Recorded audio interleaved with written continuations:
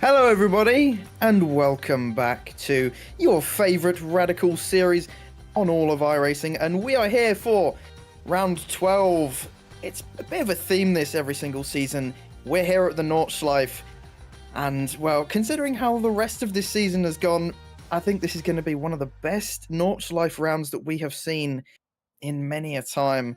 And well, we've also got a stacked commentary and production booth today, so this broadcast is going to be one for the ages. I'm Aaron Smith, your host, as always, and I'm here with Tom Dillon and JR Gregory in the commentary booth, and in the production booth we have Samuli Kumo and Joshua Wilkie. And I know Tom and JR, you guys are not too familiar with this Radical series, but Tom, just how are you feeling for this race as a new boy to this?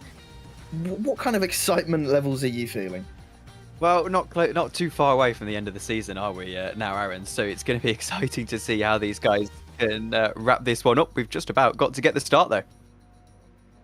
Yeah, I mean, it's a classic here that these races just get underway super quick. Today is no different, and we are away already, and that is an amazing start from Martinson, who's already jumped Herc into turn one and has gone into the lead. Blanco, the usual sprightly man, off the start up into third place. It's action all up and down the grid. Reitinen slotting himself up another place, up into fourth ahead of Souza, and Martinson got an absolutely amazing start up into first place. We don't really see too many moves into turn one here because, I mean, the run is just so short, and was expecting a little bit more from Herc. He's not been the best starter this season, but he's got plenty of time left to catch back up to Martinson in this race. But don't count out the drivers behind. We've got Blanco and Reitinen on their tail, and, well, anything can happen over the next 4 laps. Yeah, it looks like there's been a pit lane start as well for Ethan Law, sitting down in 20th position, 24th position. Actually, at the moment, he's going to have to do a lot of work in the 4 laps we've got ahead of us. But this is a nice little lead battle that is forming, Aaron. It looks like Blanco is going to try and follow Herc through for a move on the lead of the race as they go down into the first hairpin. It's just a slight little bit of defence from Martinson. He's gone deep, actually. He's gone very deep, and that is a change for the lead of the race and into the wall. Yeah, not the sort he wanted. There's another car. Oh, that's not the ideal line through there at all. We've got 3 cars off in the exact same corner.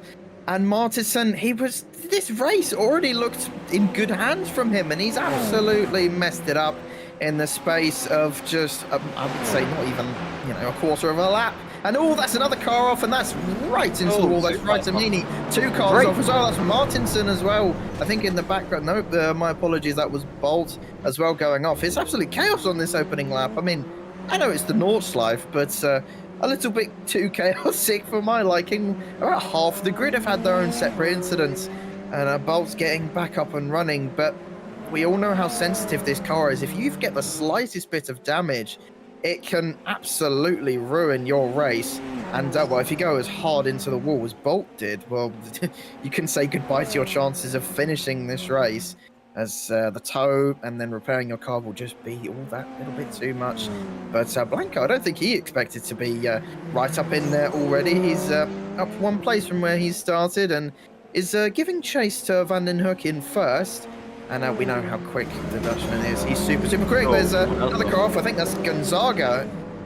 And he's been in the wars as well. And Martinson gaining up a few places. He's going to be one to watch for the rest of this race. But, I mean, Tom, here's your introduction to this series. Yeah, I don't think you were expecting it to be as chaotic as this.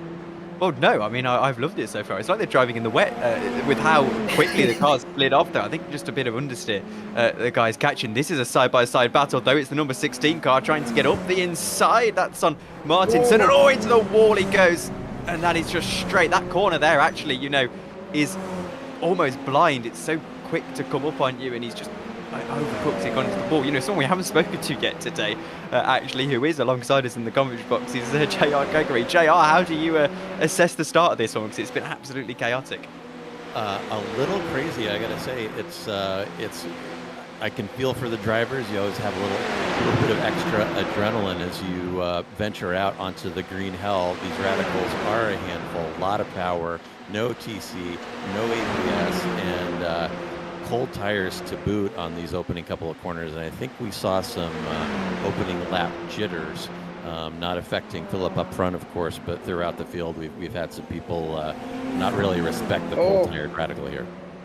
And Blanco has moved himself up into the lead. We don't actually think we saw that at all. I think Herc might have made a mistake down at the carousel somewhere. And I believe he did. And it's so easy to make a mistake through here. If you just dip a tyre onto that outside line, it can ruin everything. And yes, he just dipped it onto the outside and lost a place because of it. And, well, again, not over completely. He's still got about 3.5 laps left to go in this race. But, you know, Blanco is a tough cookie himself. He's not the easiest to pass. And Herc is still losing a bunch of time. It's nearly a second already, that gap up to first. And Reitinen 2 seconds back. And, well, you know, the Nordschleife, there is a huge skill gap, no matter what car you drive. You know, if you're doing MX-5s or Radicals or GC cars, you know, this track does bring out the best in drivers and who can extract the most out of it. And you usually see, you know, the top drivers that we're used to seeing there. But I think, you know, the guys like Herc, Blanco, Reitinen, you know, they're just that little bit above everyone else. And Tom, I think you'd agree. Yeah, absolutely. And I mean, Blanco's got a nice... To be fair, it's only 5 tenths per second now. I think he's just been caught slightly by Herc here, but it's a long process. He's going to have to really put the consistency in, and consistency around here of all tracks is so important. But look at Philip van der Herk. He is absolutely looking very racy indeed as they head up now up into the final couple of corners of this Nordschleife and then down the Dottinger Haar. I think we might just see perhaps a little bit of a move. There's changes for position further back as well. The aptly named W down in 19th position on our overlay has just got past. It looks like Raitio Niemi has retired from the race, as has Gonzago, the driver from Portugal, down in 24th. But there you go. You can see the helicopter camera and the battle for the lead as they still change positions there with W and Safavi. But this battle for the lead might just get tasty here as 3 tenths per second quickly becomes 2 tenths, and it looks like Philip is gaining so much in the slipstream. Is he here going to be able to dive for a move? He's going to have to look to the inside, you would think. It's all about where Blanco is going to place his car, though. Not the heaviest of braking zones, this one, as you break down from the longest straight in racing, and it looks like Philip here is just having to be a little bit sensible about it, Aaron. Yeah, Philip knows he can bide his time. He has plenty of experience in this car, and those final few corners, I think Kevin Estrie, if he was watching this stream, would get a little bit of PTSD considering what happened in the 24 hours of Nords. And well, you know, luckily there aren't punches in this game really, so no one can have any fears of getting punches in that final few corners. And I think Martinson has made yet another mistake at the very corner I was talking about. And no, actually, this is the first few corners, and he'll just flick the car back around. Not been the best of races for the Swede at all, but he'll try and claw his way back through the field again. I think he got up to like 8th place. Oh, that's a car parked. Who's that? That's Souza. The number 5 car has gone off there and isn't coming back on the track, or he's just being really cautious now. He was just being extremely cautious and slipped down to 12th. That's, again, a lot of mistakes here, but I can't say I'm surprised. Yeah, he was being ever so careful because there were 2 or 3 cars coming. He's going to find himself under a little bit more pressure here as well. Matthias Martinson, that number 5 car right behind him. Both of them, I'd suspect, carrying damage. You can see a little bit of a twitch as he goes over Flugplatz and at the 4 kilometer mark of the racetrack. That number 5 car, body language not looking great at the moment. JR, anything you've been able to spot? Not so far. It's as I said, I think it's a little interesting that the impact of these pre-race, early race jitters on this one. You kind of have to be prepared going in to keep your racy impulses under control and get into the flow here as the tires warm up. There's plenty of time. I think we're seeing Van den Herk kind of bide his time and maybe wait for the last lap for a pass here. Yeah, passing around this track is up there in terms of difficulty and skill. You know, I've driven this track a couple of times, of course, during the Nordschleife 24 hours, possibly being the most famous version of racing around here. And yeah, it's it's not so much you struggle to actually overtake, it's just playing mind games with the other driver. Forcing them into mistakes is probably the best way you're going to get past, unless you wait for that long back straight right at the end of the track, which of course is your best overtaking opportunity. But yeah, around here it's just about getting in the driver ahead of you's mind, getting in their mirrors and letting them know that you are right there with them and forcing them into some kind of error.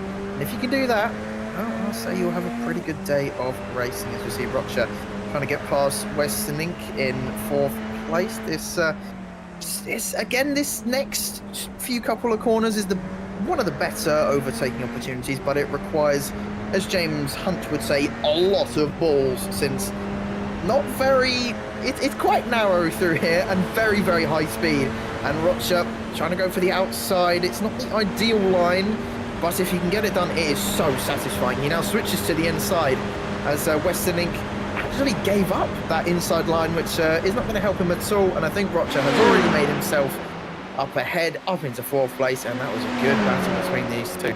And Rocha seems to be the faster driver, and I believe he will scatter away in no time. But of course, Robert has that slipstream, which in this car is so powerful, and that gives you about a second in front of the car ahead. And yeah, if you can break that, you'll have a pretty good day at the office.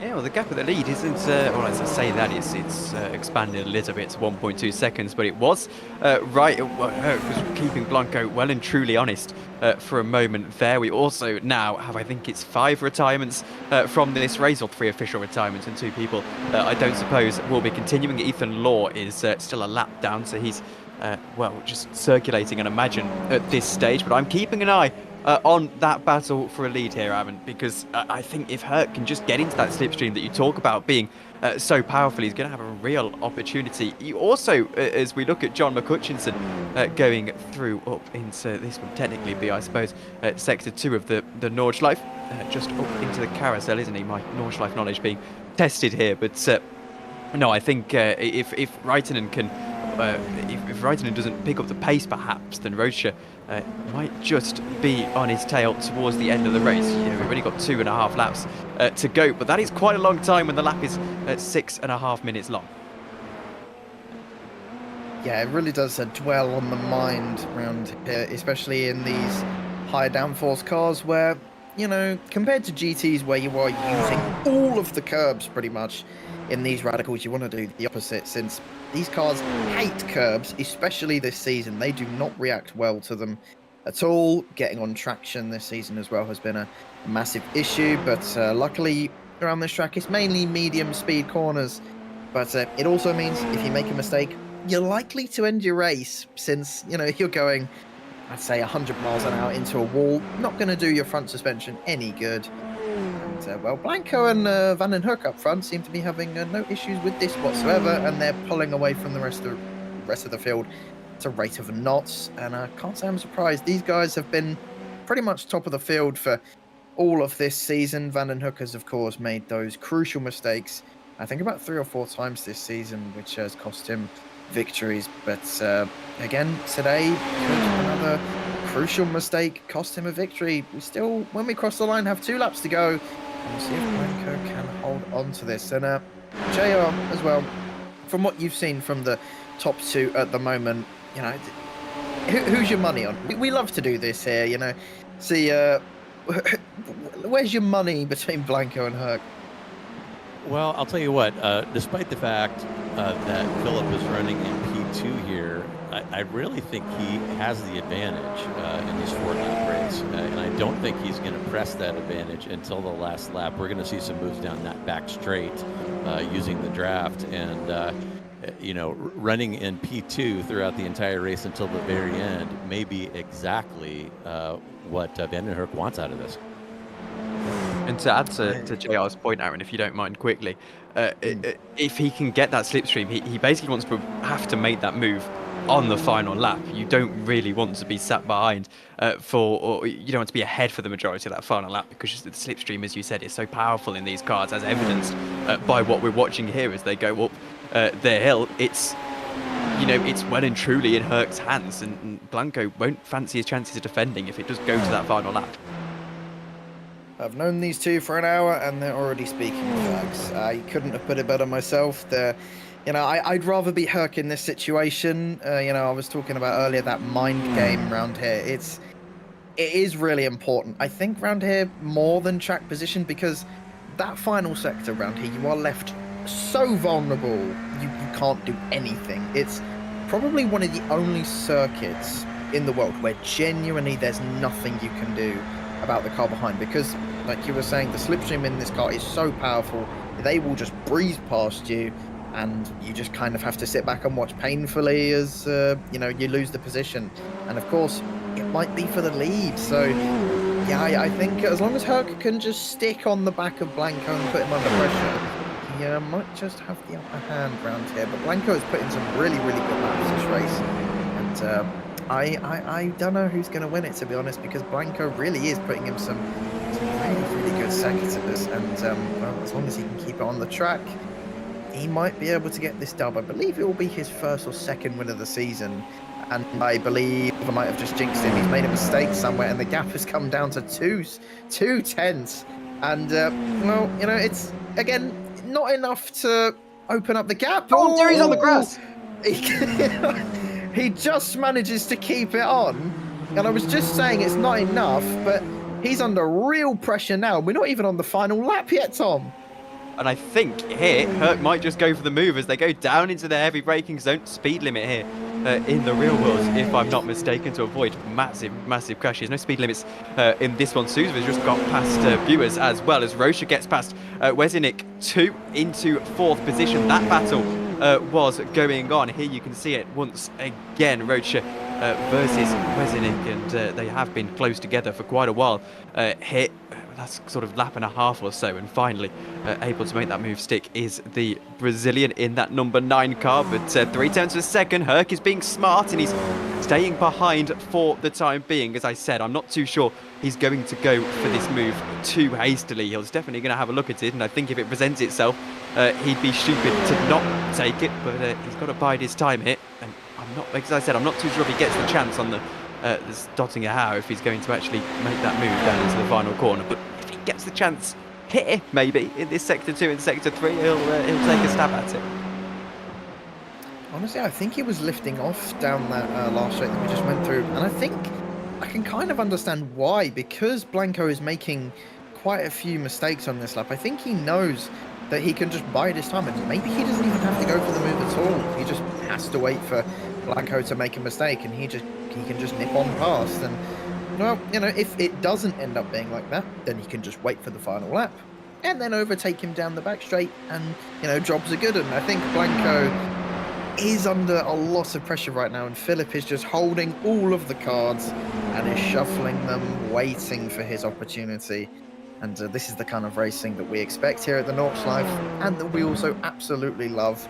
And yeah, just a little bit off topic from these guys, kind of on topic for them as well, but just look at the gap between the top 2 and the rest of the grid. I mean, it does go to it just goes to show the different skill gaps at this track, and what a performance these top 2 are putting on right now. Obviously, not throwing any shade at any of the other drivers, but yeah, I mean, I guess as long as you can keep it on the track, you're in for a good result. I mean, our top, I want to say 7 at the moment, are just going really well, just keeping on the track nice and smooth through these corners, and we'll bag a good batch of iRacing because of it.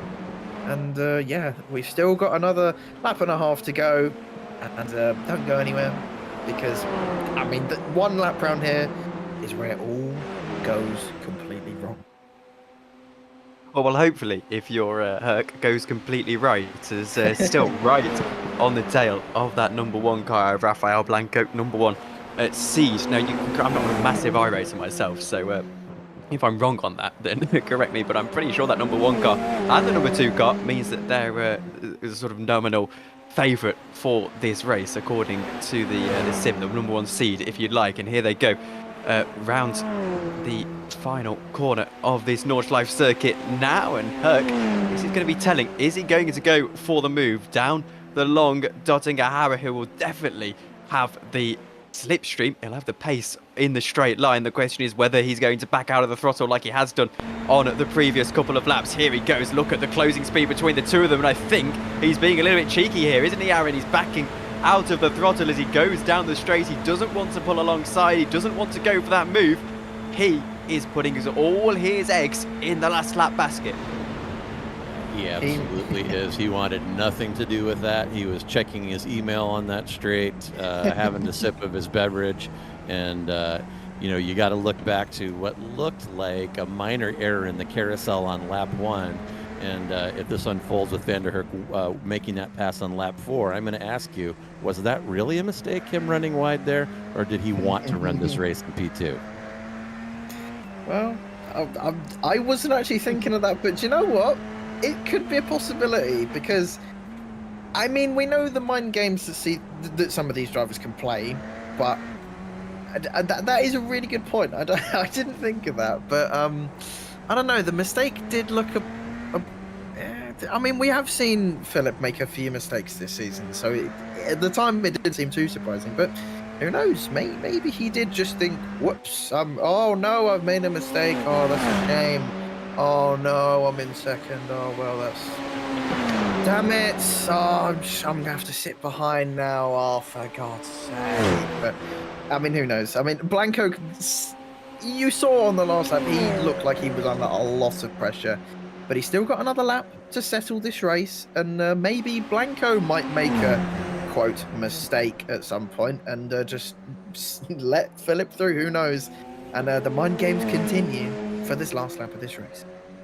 I'm not totally certain that's a consideration, letting someone through on the Nordschleife, particularly on lap 1 when they can make a mistake and get caught in their accident. I think he's probably made the mistake and then realised, well, I don't fancy my chances to pull away from him anyway, so I might as well sit in behind now for the time being. We're up through the chicane they go out of sector 1, and Herc needs to really, as you can see the track map, how far ahead of everyone else they are. 11 seconds the gap to Rattenden behind, who is actually having a very good race of his own accord, all the way from Rocher quite nicely. That being said, Rocher is he's looking decent to maybe make a move towards the end of this lap. It's a lot of time to gain though, but to circle around the point, I think he's going to want about 0.6 of a second here, Herc, in order to attack Blanco down that final straight. Otherwise it might get a little bit messy for him.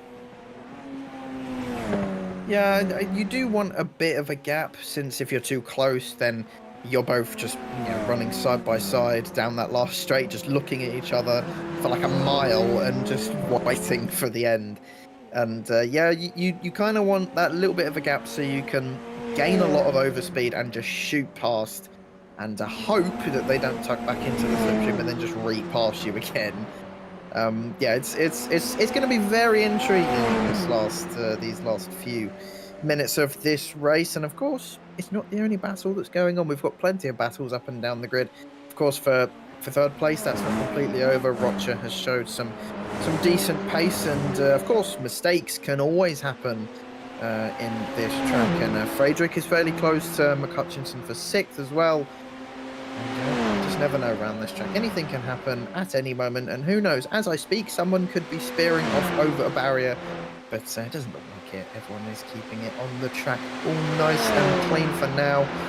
But who's it going to be, Blanco or Herc, for the final race of this season in Radicals? It's been a very, very interesting season indeed. Some surprise winners along the way. But today it seems like it's going to be all fair game. And no, you just don't know. Who would have predicted this at the start of the season between these two, considering how the first race went? And also, I know none of you can see this, but it's kind of fitting that Herc is in a Red Bull livery car right now. And yeah, well, here he goes. Does he have a look all onto the grass? Goes Blanco in. He holds onto it, though. Is there going to be a move now for Herc for the lead of the race? He's being smart. I say smart. I'm not sure this would be my preferred choice. I think you've got to take that opportunity to make the pass. You don't want to leave it to that last moment, because it's not a massive braking zone down into that final corner before they get up to the line.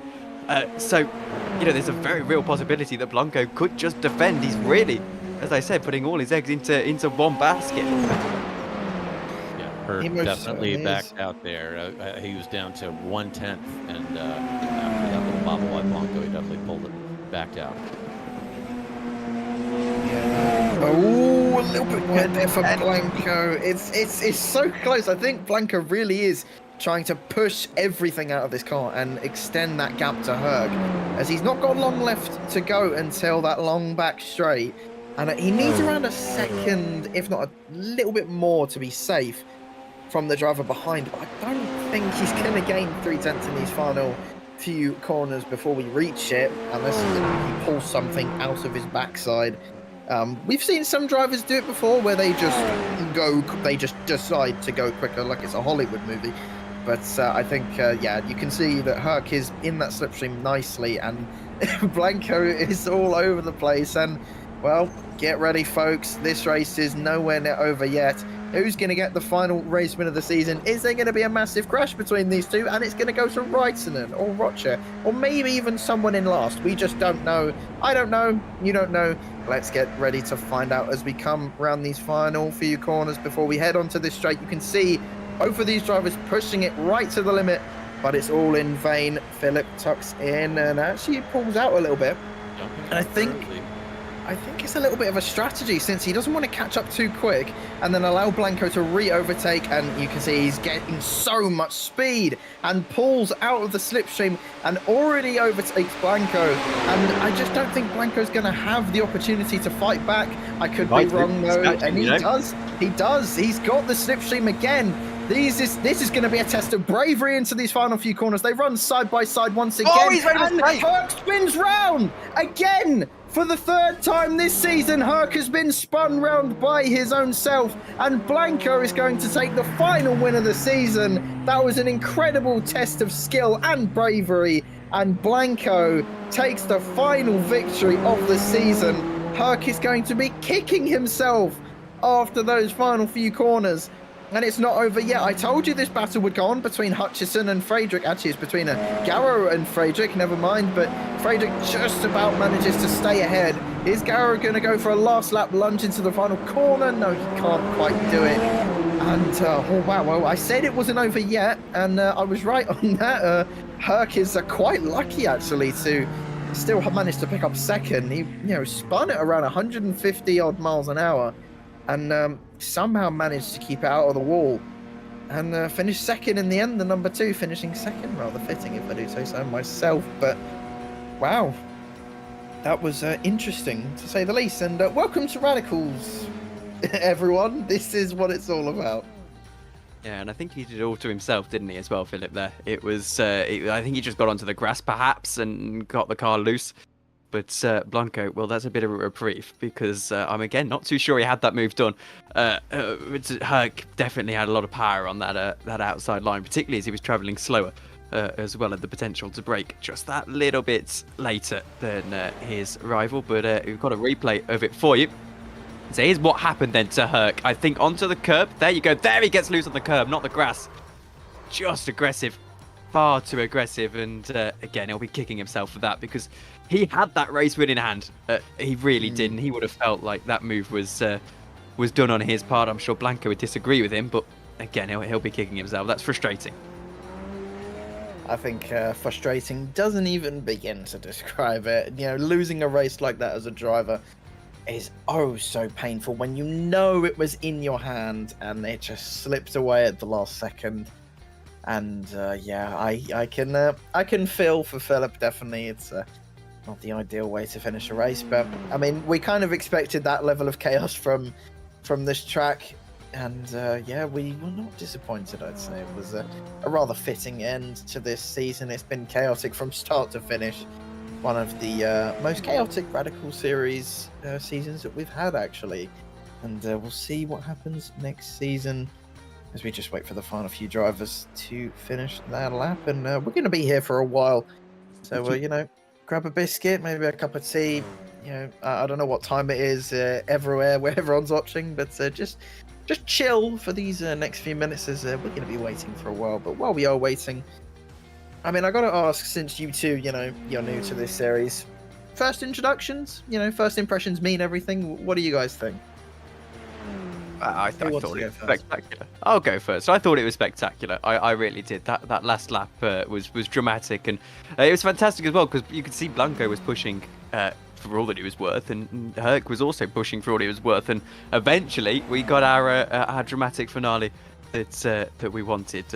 Menno de Graaf got 2 corners to go now, and obviously the straight as well. So JR, same question to you, I guess.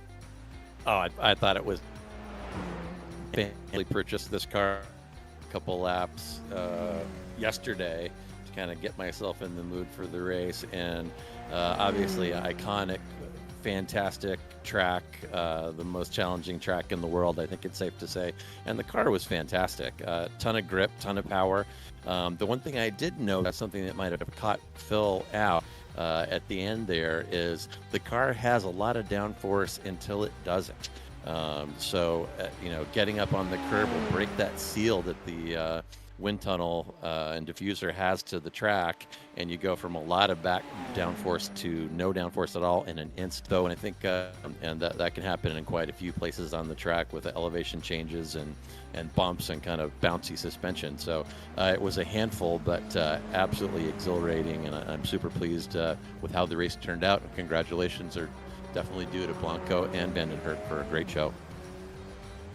Yeah, I think you described the way this car feels to drive pretty much perfectly. It has downforce until it doesn't. That's a very, very good way to describe this car.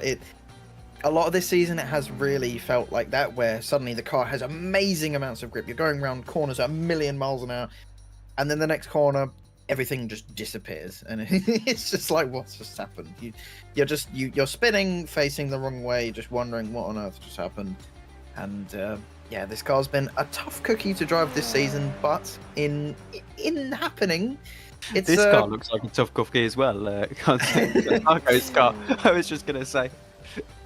It really does. I think some of the drivers have rather ruined their radical SR10s today. Gonzaga still, chugging along with half his radical, and he comes around the final corner to finish in 20th place. He didn't have too good of a race, but he finished, and he can be fairly happy with that one. But yeah, like I was gonna say, in this car being difficult to drive, it has produced some really, really funny, entertaining, just speechless racing. And yeah, this season has been like no other that I've watched in my entire life, I don't think. And I will cherish this forever. But to round off this season, Rafael Blanco, after what has not been an easy season for the I was about to call him Hungarian. Oh god, that would have been bad. Uruguayan. He wins the last race of the season, and it was a close fight with Philip van den Herk, who eventually finished in second place. But yeah, that battle for the lead, absolutely spectacular. But drivers a little bit further down, Raikkonen had a fairly quiet race in third. Rocha put in a decent performance as well. Wessening in 5th place, McCutchinson in 6th, Friedrich in 7th, Gara in 8th, Area in 9th, Woodward in 10th place, Martinson in 11th, Souza in 12th, Groh in 13th place, Vijan in 14th, Dubbin in 15th, Bolt in 16th, Law in 17th, Graf in 18th place, Gonzaga, my apologies, Brightonini in 19th, and then Gonzaga in 20th place. And then your drivers who did not end up finishing: Buers, Reiserback in 22nd, Safavi in 23rd, and Mauricio Nunes in last place in 24th. And yeah, wow, that was an interesting race, to say the least. We had option, some action from first all the way down to last. And well, it's about all we have time for here today. And it's been an absolutely pleasurable season. I gotta say, it's been so fun to commentate these races, and I hope you guys have all enjoyed just as much as we have. I've been Aaron Smith, your host, Tom Dillon alongside me, and JR Gregory alongside him as well. And in the production booth, we had Samuli Kumo and Joshua Wilkie. And it's been amazing from all 5 of us today. We all got to witness some amazing racing. You all did. And I hope you all have a great rest of your day. Take care.